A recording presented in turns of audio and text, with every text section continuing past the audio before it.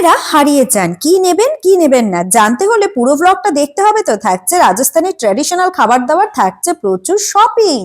यहाँ का 3 चीज फेमस है, बांदी, डेरिया एंड ब्लॉक। हाँ हाँ बड़ी चौपड़ खंदा हुआ मेल। चावल डाल के इसको बांधते हैं, अच्छा तो इसको खोलेगा ये डिजाइन निकलता है। मस्त कलिंदर कलिंदा पे लाल भर कलिंदर लाल बेड़ा करू पार ओ कलिंदर। নমস্কার দর্শক বন্ধুরা, আমি পিয়ালি চলে এসেছি পিউ ব্লগ চ্যানেল থেকে। বড়দের প্রণাম এবং ছোটদের ভালোবাসা জানিয়ে আজকের ব্লগটি শুরু করছি। প্রথমেই বলে রাখি, গোলাপি শহর, আনন্দের শহর, খুশির শহর জয়পুরে প্রবেশ করেই তোমরা কি কি দেখতে পাবে। গোলাপি প্রাসাদ, মন্দির ও দুর্গের শহর কিন্তু জয়পুরকে বলা হয়। ইংরেজরা এর নামকরণ করেন পিঙ্ক সিটি।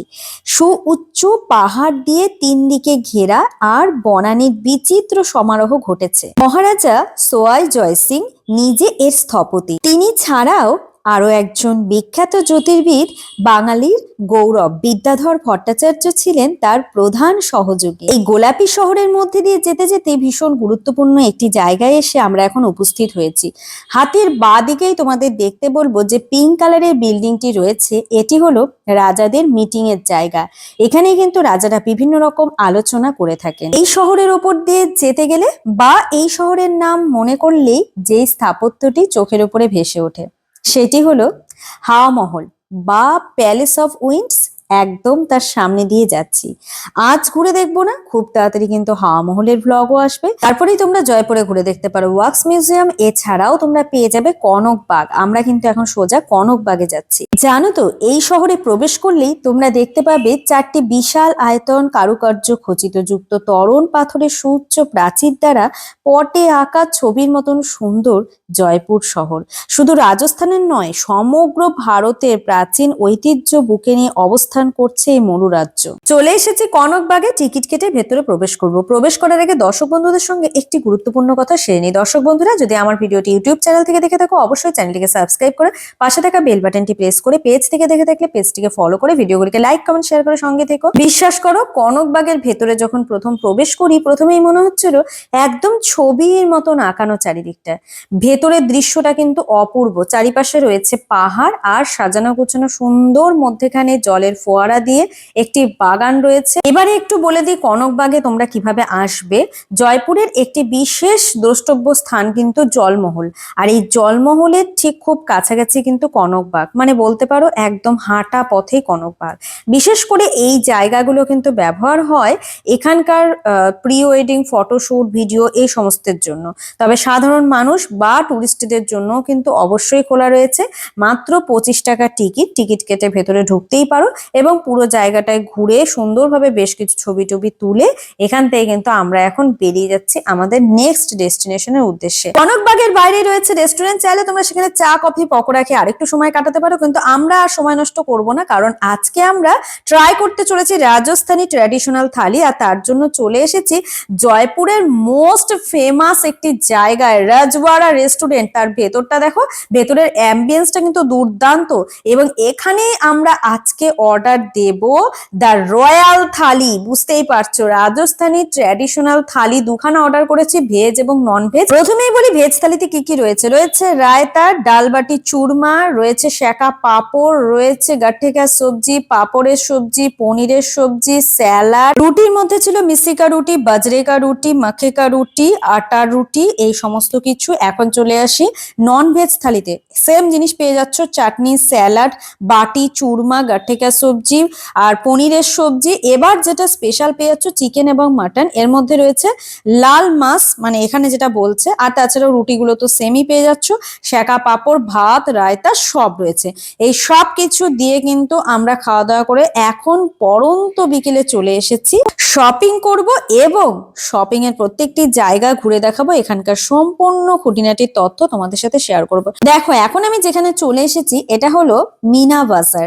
তো যাই হোক, এখানে এসে আমি সত্যিই বলছি সময়টা নষ্ট হলো। কেন সময়টা নষ্ট হলো সেটা বলি। এখানে এসে আমরা দেখো বাইরে থেকে যখন আমরা ঘুরতে আসি সেই জায়গা থেকে কিছু কিনে নিয়ে যেতে চাই, সেটা স্মৃতি হিসাবে রাখবো বলে। তো আমাদের কিন্তু দুটো জিনিসই মাথায় রাখতে হয়, সেটা হচ্ছে চিপ অ্যান্ড বেস্ট। মানে বাইরে যাব কিছু কেনাকাটা করব, তো শুধু চিপ হলে হবে না, সঙ্গে বেস্টও দরকার।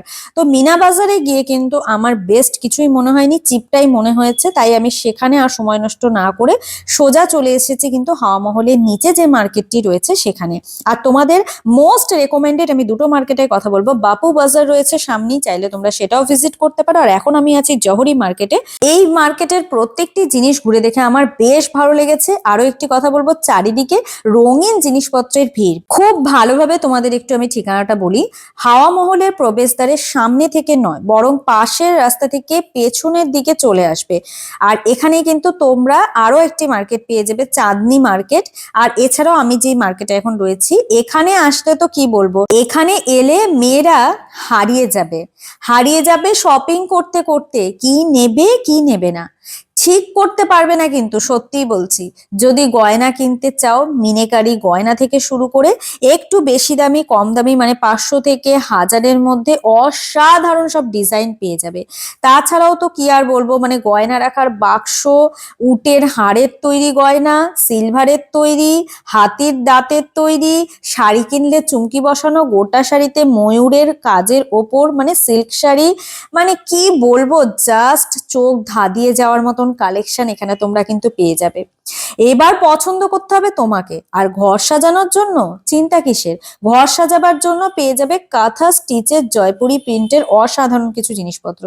এবার দেখো এত কিছু ছেড়ে মনের মধ্যে হবে কিনা যে কোনটা নেব কোনটা নেব না। এবারে তোমাদের বলি, আমি যে দোকানটিতে রয়েছি আমার সবচেয়ে যেটা ভালো লেগেছে, এনাদের ব্যবহার ভীষণ ভালো। আর হ্যাঁ, দরদাম করা যাচ্ছে। দেখো আমি তো বাইরে আসলে বারবারই বলি, দরদাম না করতে পারলে না কিনে ঠিক শান্তি হয় না। তো যাই হোক, দরদাম করে নিচ্ছি। বাঁধনি, রাজস্থানের বিখ্যাত মানে বাঁধনি চুড়িদারের পিস নিয়েছি, শাড়ি নিয়েছি, ছেলেদের জন্য কিন্তু কুর্তি নিয়েছি। এখান থেকে আমরা প্রচুর কেনাকাটা করেছি। আর এই যে দেখো, দেখতে পাচ্ছ রাজাইগুলো বিভিন্ন ডিজাইনের বিভিন্ন কালারের রাজাই রয়েছে। মানে কি নেবে শুধু একটু চিন্তা ভাবনা করতে হবে।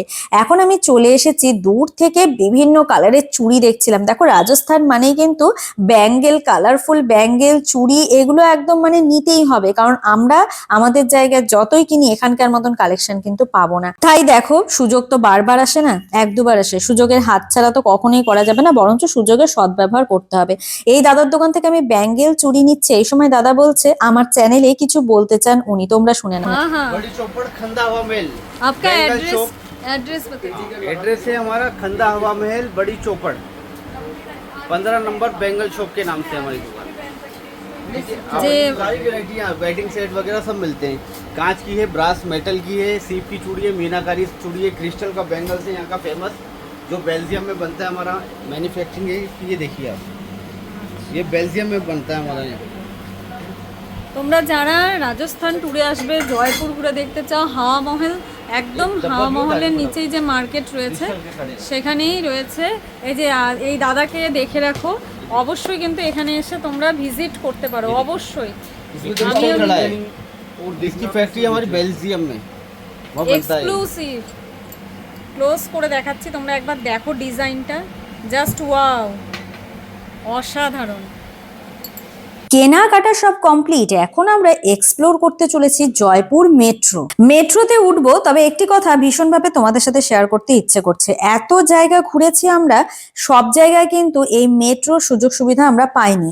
কলকাতায় মেট্রোতে উঠেছিলাম, আজ এখন আবার উঠতে চলেছি জয়পুরে। তো বুঝতেই পারছো, তোমরা জয়পুরে এসে মার্কেটিং করে তোমরা নেটে সার্চ করে নিবে তোমাদের হোটেল যদি মেট্রো স্টেশনের খুব কাছাকাছি আশেপাশে কোথাও হয়, তাহলে কিন্তু এই সুযোগটাও নিতে পারো।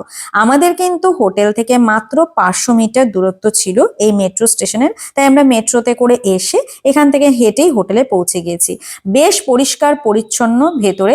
মেট্রোতে করে অবশ্যই তোমরা যাতায়াত করতে পারো, আশা করি ভীষণ ভালো লাগবে। আর আমাদের এক্সপিরিয়েন্স বলে রাখি, দুর্দান্ত, আমাদের বেশ ভালো লেগেছে। এখন আমরা যেখানে তোমাদের নিয়ে যাব, জয়পুরের বিখ্যাত একটি মিষ্টান ভান্ডার, মানে জয়পুরের বেস্ট কচুরি যেখানে পাওয়া যায়, সেটা হলো রাওয়াত মিষ্টান ভান্ডার, জয়পুরের সাথে কিন্তু এই রাওয়াত মিষ্টান ভান্ডার ওতপ্রোতভাবে নামটি জড়িয়ে আছে। জয়পুরে এসে পেঁয়াজ কচুরি কে খাওনি বলো, এখানকার বিখ্যাত কিন্তু পেঁয়াজ কচুরি। আর সত্যি কথা বলতে পেঁয়াজ কচুরি চোখের সামনে রং বেরঙের এত রকমের মিষ্টি দেখে এমনিতেই তো জিভে জল চলে এসেছে। তার মধ্যে কি জ্বালায় পড়লাম বলো তো, এখানে নাকি মিষ্টি বিক্রি হয় কিলোতে, মানে মিষ্টি খাবো কিলো কিলো, পিস হিসাবে নয়। না না, যাই হোক, তোমরা চাইলে 1 কিলো খেতে না পারলেও হাফ কিলো তো নিতেই পারো, কোনো অসুবিধা নেই। এদিকে দেখো যে যার চিন্তায় থাকে, মানে আমার ছেলে চলে এসেছে ফুচকার সামনে। যাই হোক, সবকিছু ট্রাই করে আলটিমেটলি আবারও আমরা যাওয়ার পথে একটি জায়গায় ঢুকেছিলাম। তবে এই জায়গাতে ওনাদের একটা শর্ত রয়েছে, ভিডিও করা যাবে না, ছবি তোলা যাবে না। তো ভিডিও যদি না করবো তো তোমাদের সাথে শেয়ার করবো কেমন করে, জায়গাটি ভালো না মন্দ। আলটিমেটলি কিছুই কেনাকাটা করিনি, দেখে বেরিয়ে এসেছি। এখন রাতের শহর গোলাপি শহরের ওপর দিয়ে ফিরে যাচ্ছি। আশা করছি আজকের ব্লগটি তোমাদের ভীষণ ভালো লেগেছে। অবশ্যই ভালো লাগলে চ্যানেলটিকে সাবস্ক্রাইব করে পাশে থাকা বেল বাটনটি প্রেস করে, পেজ থেকে দেখে থাকলে পেজটিকে ফলো করে, ভিডিওগুলিকে লাইক কমেন্ট শেয়ার করে সঙ্গে থেকো। আজকের মতন সময় শেষ, আসছি তাহলে। সকলেই সুস্থ থেকো, ভালো থেকো, পিউ ভিউ ব্লগ চ্যানেলের সঙ্গে থেকো।